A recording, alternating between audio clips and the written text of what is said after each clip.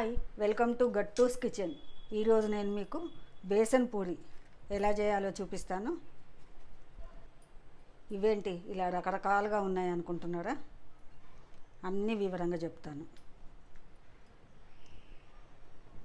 ఇది ఓల్డ్ పద్ధతిలో, అంటే పాతకాలం మన అమ్మమ్మ వాళ్ళు చేసేటప్పుడు ఎలా చేస్తారు. ప్రాసెస్ చాలా పెద్దగా ఉంటుంది, టైం చాలా తీసుకుంటుంది.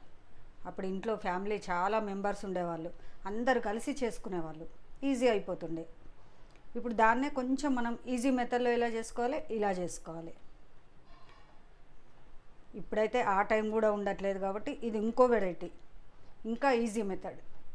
నేను ఇలా అన్ని రకాలు ఈ వీడియోలో చూపిస్తాను, చూడండి. ఇదే కాకుండా ఇదే పిండితోటి చపాతీలాగా చేసుకుంటే డీప్ ఫ్రై లేకుండా అవి కూడా బాగుంటాయి. కొంచెం పుదీనా, కొత్తిమీర, కరివేపాకు, నిమ్మరసము, అల్లం వెల్లుల్లి ఇవన్నీ కలిపిన మిశ్రమం కదా, చాలా రుచిగా ఉంటుంది.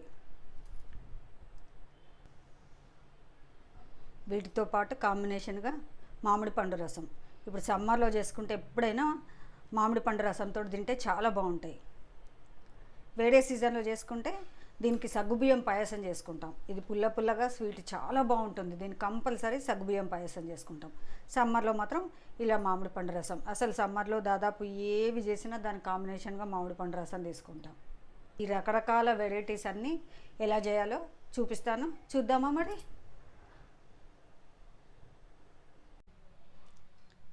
బేసన్ పూరి చేయడానికి ముందుగా 1 కప్పు శనగపిండి తీసుకోవాలి. ఇందులో 1 కప్పు వరకు సన్నగా తరిగిన కొత్తిమీర, 1 కప్పు వరకు పుదీనా, అన్నీ సన్నగా తరుక్కోవాలి. ఈ కరివేపాకు కూడా సన్నగా కట్ చేసుకోవాలి, కానీ ఇది చిన్నగానే ఉంది కదా మా చెట్టుది, అందుకే ఇలాగ వేస్తున్నాను. 1 స్పూన్ వరకు అల్లం వెల్లుల్లి పేస్ట్ వేసుకోవాలి. ఉప్పు కారం మనం తినేదాన్ని బట్టి వేసుకోవాలి. ఎక్కువ తినాలనుకుంటే కొంచెం ఎక్కువ వేసుకోవచ్చు, తక్కువ తినాలంటే తక్కువ వేసుకోవచ్చు. కానీ ఎప్పుడైనా శనగపిండి వాడుతున్నామంటే కొంచెం కారం ఎక్కువ ఉంటేనే బాగుంటుంది. నేనైతే 1.5 స్పూన్ వేసుకుంటున్నాను. అంటే ఇది ఉప్పు కారం 2 కలిపింది. 1 స్పూను ధనియాల జీలకర్ర వేయించిన పొడి, 1 స్పూన్ వరకు వాము. దీన్ని బాగా నలిపి వేసుకోవాలి. డైజెషన్కు మంచిది కదా. డీప్ ఫ్రై ఐటమ్స్ ఏవి చేసినా వాము కంపల్సరీ వేసుకోవాలి. 1/2 స్పూను పసుపు, 1 నిమ్మకాయ నుంచి తీసిన రసం. ఇదంతా బాగా పిసుకుతూ కలుపుకోవాలి.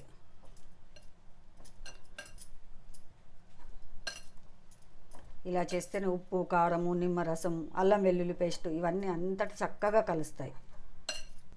ఉప్పు కానీ కారం కానీ ఇప్పుడే చూసుకోవాలి మనం, తక్కువ ఉంటే వేసేసుకొని కలుపుకోవాలి. ఇలా అంతా కలుపుకున్నాను కదా, కొంచెం మిశ్రమం నేను పక్కకు పెడతాను. నేను ఎందుకంటే ఓల్డ్ వెరైటీ చూపిస్తాను, ఇప్పుడు ఈజీ మెథడ్ కూడా చూపిస్తాను. ఇది పాతకాలం నాటి వంట కదా, అప్పుడు ఎలా చేసేవాళ్ళు, ఇప్పుడు దాన్ని మనం ఈజీ వేలో ఎలా చేసుకుంటున్నాం కాబట్టి ఇది కొంచెం పక్కన పెడుతున్నాను. ఇప్పుడు ఈ మిశ్రమంలో గోధుమ పిండి నేనైతే 1 కప్పు తీసుకున్నాను, కొంచెం పక్కన పెట్టుకున్నాను కదా. మనకు శనగపిండి గోధుమ పిండి 2 ఈక్వల్ ఉండాలి కాబట్టి ఇది నేను 3/4 వరకు వేసుకున్నాను. ఇది మళ్ళీ అంతా కలుపుకోవాలి. గోధుమ పిండి కూడా అందులో చక్కగా కలిసిపోవాలి.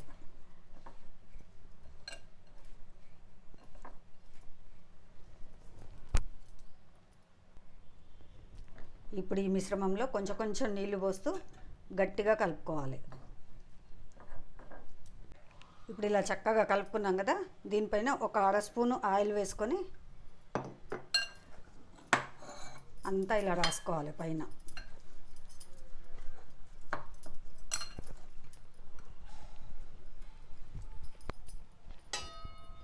దీనిపైన ఇలా మూత పెట్టేసి ఇది 1 పావు గంట పక్కన పెట్టుకోవాలి. కేవలం శనగపిండి మిశ్రమంలోనే అన్నీ వేసాం కదా, కొంచెం పక్కకు తీసి పెట్టుకున్నాం కదా, ఇది కూడా కొంచెం నీళ్ళు వేసి గట్టిగా కలుపుకోవాలి.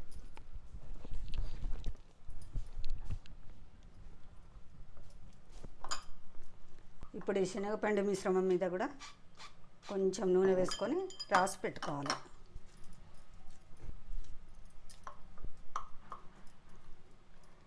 ఇది కూడా మూత పెట్టేసి ఒక 10 నిమిషాలు పక్కన పెట్టాలి. ఆ తర్వాత గోధుమ పిండి ఇది, ఇందులో కూడా కొంచెం ఉప్పు వేసేసి నానబెట్టాను. వీడియో లెంతీ అవుతుంది కదా, అందుకే ఇది నేను మీకు చూపించలేదు. మనం చపాతీ పిండికి ఎలా కలుపుకుంటాం అలా కలిపి ఇది కూడా పక్కన పెట్టుకోవాలి. ఇలా అన్ని రకాలు రెడీ పెట్టేసుకొని ఇప్పుడు మనం ప్రాసెస్ స్టార్ట్ చేద్దాం. ముందుగా మనం పాత పద్ధతిలో అంటే అమ్మ వాళ్ళు అమ్మమ్మ వాళ్ళు ఎలా చేసేవారో అలా చూపిస్తాను. కొంచెం పిండి తీసుకోవాలి, గోధుమ పిండి.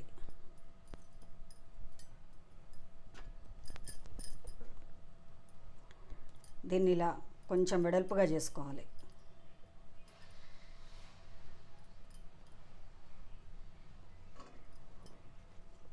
ఇప్పుడు ఈ శనగపిండి మిశ్రమం ఉంది కదా, ఇది కూడా ఒక బాల్ లాగా చేసుకోవాలి.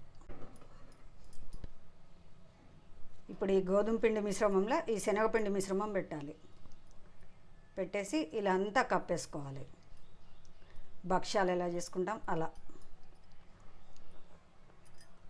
పాత పద్ధతిలో కొంచెం ఇది ప్రాసెస్ పెద్దది, ఇది కూడా తెలియాలని చూపిస్తున్నాను. ఇలా చేసుకొని ఇలా మొత్తం రౌండ్గా చేసేసుకోవాలి. ఇలాగే అన్నీ చేసుకోవాలి. ఇలా చేసుకొని ఇవి మూత పెట్టేసి పక్కన పెట్టుకోవాలి. ఇప్పుడు ఇలా రొట్టెల పెట్టె తీసుకొని కొంచెం నూనె స్ప్రే చేసుకోవాలి. ఈ కోలకు కూడా చేసుకోవాలి. ఇదంతా చక్కగా ఇట్లా రాసేసుకోవాలి. పిండి వేసి కూడా చేసుకోవచ్చు. పిండి వేస్తే ఆయిల్లో పడి నూనె అంతా మాడిపోతుంది. నాకైతే అలా నచ్చదు. నేను ఇలాగే అలవాటు చేసుకున్నాను. కొంచెం షేప్ సరిగా రావేమో కానీ పర్వాలేదు. ఇప్పుడు వీటిని పూరీలాగా చేసేసుకోవాలి.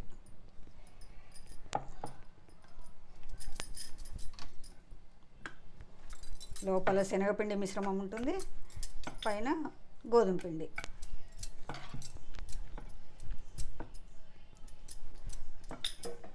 అప్పుడు అందరూ ఇలాగే చేసేవాళ్ళు. ఇది కొంచెం ఎక్కువ ప్రాసెస్ కదా, ఇప్పుడు ఎవరికి అంత టైం ఉండలేదు. అలా అని మనం ఓల్డ్ టేస్ట్లు అన్నీ మిస్ కావద్దు. ఈజీ మెథడ్ ఎలాగో అది కూడా చూపిస్తాను నేను మీకు. ఎందుకంటే ఇవి 3-4 డేస్ 1 వీక్ వరకైనా నిలువ ఉంటాయి. ఇలా చేసేసుకొని పక్కన పెట్టుకోవాలి. ఇప్పుడు ఇది కొంచెం పెద్దగా చేశాను చూడండి. దీంతో ఒక ఈజీ మెథడ్ చూపిస్తాను. ఇలా కొంచెం నూనె అంతా తీసుకొని దీన్ని కూడా పూరీలాగా చేసుకోవాలి. కొంచెం పెద్దగా చేసుకోవాలి, అంటే పెద్దగా వస్తుంది. నేను పెద్దగా చేశాను కదా, పిండి ఎక్కువ పెట్టాను కదా, పెద్దగా వస్తుంది. పాత పద్ధతిలోనే కొంచెం ఈజీ మెథడ్,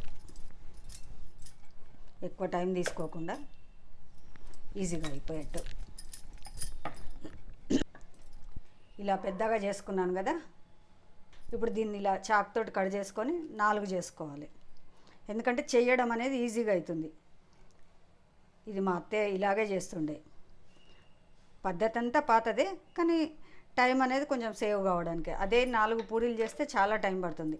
ఇలా చేస్తే తక్కువ టైం పడుతుంది. ఇలా చేసి ఇవన్నీ కూడా పక్కన పెట్టుకోవాలి. ఇప్పుడు ఇదే బేసన్ పూరీలు మనకు ఈజీ మెథడ్లో ఎలా చేసుకోవాలి. ఇప్పుడైతే ఎవరికి టైం ఉండట్లేదు. చాలా టైం అసలు కుకింగ్కి తీసుకోవడం అంటే చాలా కష్టం. అందరు జాబ్స్ చేస్తున్నారు, పిల్లలు హడావుడి. కానీ మరి పాత ఈ టేస్ట్లు అయితే తినాలనిపిస్తుంది కదా. నేను ఇప్పుడు ఇందులో గోధుమ పిండి శనగపిండి 2 కలిపి చేశాను ఈ మిశ్రమం. దీన్ని డైరెక్ట్గా ఇలాగే చిన్న చిన్న బాల్స్ లాగా చేసుకోవాలి.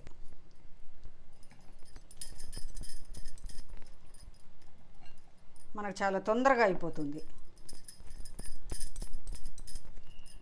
ఆ కాలం నాటి టేస్ట్లు తినాలి, కానీ ఈజీగా చేసుకోవాలి. ఆయిల్ ఫుడ్ అని చాలా వరకు అందరూ మానేస్తున్నారు, కానీ ఎప్పుడో ఒకసారి చేసుకోండి. మనం బయటకు వెళ్తే సమోసాలు, మిర్చీలు అలాంటివి తింటున్నాం కదా, అలా మరి మనవి కూడా తినొచ్చు కదా. ఇంకా బయట ఆయిల్, అది బయట పిండి ఎంతవరకు శుభ్రంగా ఉంటుందో కూడా మనకు తెలియదు. మనం ఇంట్లోనే చేసుకోవడం ఇది హ్యాపీగా కొంచెం లిమిట్గా తినండి, కానీ టేస్ట్లు మిస్ అవ్వద్దు. నేనైతే అదే చెప్తాను. అన్ని ఓల్డ్ ట్రెడిషనల్ వంటలు కూడా చేసుకోవాలి, టేస్ట్లు మిస్ అవ్వద్దు. బయట కొనుక్కునే వాటికన్నా కూడా ఇది చాలా బెటరే. నేనైతే అన్నీ చేసుకుంటాను. అమ్మ చేసేటివి, అత్తమ్మ చేసేటివి, ఎవరు ఏవి నచ్చితే అవి దాదాపు అన్నీ చేస్తాను. తక్కువ సార్లు చేస్తాను, లిమిట్గా తింటాను. ఇలా అన్నీ చేసి పెట్టుకోవాలి. ఇప్పుడు ఈ గోధుమ పిండి శనగపిండి మిశ్రమం ఉంది కదా, వీటితోటి కూడా మనం పూరీలు చేసుకోవాలి. ఇలా కొంచెం నూనె తీసుకొని ఇలా పెట్టేసుకోవాలి. పెద్ద సైజు కావాలంటే పెద్ద సైజు చేసుకోవచ్చు, చిన్న సైజు కావాలంటే చిన్న సైజు తీసుకోవచ్చు. పెద్ద సైజు చేస్తే నూనె చాలా ఎక్కువ పోయాలి, మనకు అప్పుడు వంట నూనె అనేది ఎక్కువ అయిపోతుంది. కాబట్టి ఇలా చిన్న చిన్నవి చేసుకుంటే సరిపోతుంది. ఇలా అన్ని పొడిలు చేసి పెట్టుకోవాలి. ఇప్పుడు ఇలా మూకుట్లో నూనె తీసుకొని డీప్ ఫ్రైకి నూనె బాగా వేడెక్కనివ్వాలి. నూనె బాగా వేడెక్కింది కదా, ఇప్పుడు కొంచెం మీడియం మంట మీద పెట్టుకోవాలి. ఎందుకంటే లోపల శనగపిండి మిశ్రమం కూడా చక్కగా వేగాలి కదా. ఇప్పుడు ఈ పూరీలు వేసుకోవాలి. ఇప్పుడు నేను వేసింది శనగపిండి గోధుమ పిండి కలిపి చేసిన మిశ్రమం, అంటే బేసన్ పూరియే ఈజీ మెథడ్లో చేశాను. ఇలా మీడియం మంట మీద చక్కగా వేయించుకోవాలి రెండు వైపులా. ఇవి ఇప్పుడు బ్రేక్ఫాస్ట్గా తినవచ్చు, ఒక 1 వీక్ ట్రిప్కి వెళ్ళినా కూడా తీసుకెళ్ళవచ్చు. పిల్లలకి లంచ్ బాక్స్లోకి, ఈవినింగ్ స్నాక్స్ లాగా అన్ని రకాలుగా యూజ్ అవుతాయి ఇవి. పాత పద్ధతులు అంటే చాలా టైం తీసుకుంటుంది కదా, ఇదైతే ఈజీ వే, మనకు టేస్ట్ మాత్రం ఏమీ తేడా అవ్వదు. అప్పుడు ఇంట్లో చాలామంది ఉండేవాళ్ళు, అందరు కలిసి చేసేవాళ్ళు ఏది చేసినా కూడా. అందుకే ఆ ప్రాసెస్ అప్పుడు పడవలేదు, ఇంట్లోనే ఉండేవాళ్ళు అందరూ. ఇప్పుడైతే అందరు జాబ్ చేస్తున్నారు, ఏదో విధంగా అందరూ బిజీగానే ఉంటున్నారు. కాబట్టి మనం ఆ టేస్ట్ మిస్ అవ్వకుండా ఈజీగా కొనే విధానం ఇది.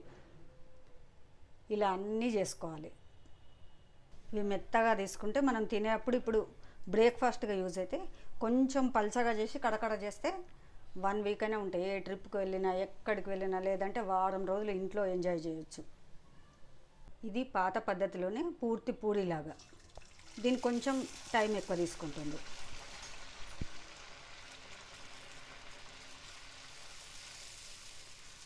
ఇలా ఒత్తుతి చేస్తే చక్కగా పొంగుతాయి కూడా, కొంచెం లావుగా చేసుకుంటే.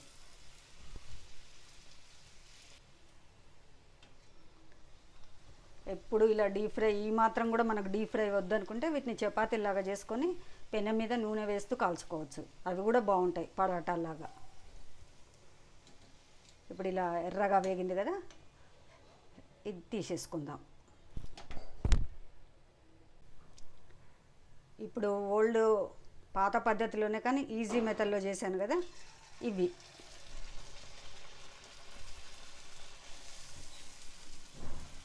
మనకు 4 పూరీలు చేసేది చాలా టైం సేవ్ అవుతుంది. ఇలా చేసుకుంటే మనం మామూలుగా పూరీలు చేసుకున్న ఇలా చేసేసుకోవచ్చు, చాలా ఈజీగా అయిపోతాయి. పెద్దగా చేసేసుకొని కట్ చేసేసుకుంటే మనకు ఎంత పెద్దగా వీలైతే అంత పెద్దగా చేసుకోవచ్చు. కట్ చేసుకుంటే చాలా ఫాస్ట్గా అయిపోతాయి. ఇలా పూరి పెద్దగా చేసి కట్ చేయడం మాత్రం నేను మా అత్తయ్య దగ్గరనే నేర్చుకున్నాను. తను ఎక్కడికి వెళ్ళినా పెద్దగా చేసేసి కట్ చేసేస్తుండే, తను చూసి ఇప్పుడు నేను అలా చేస్తున్నాను. ఇలా అన్ని పూరీలు కాల్చుకోవాలి.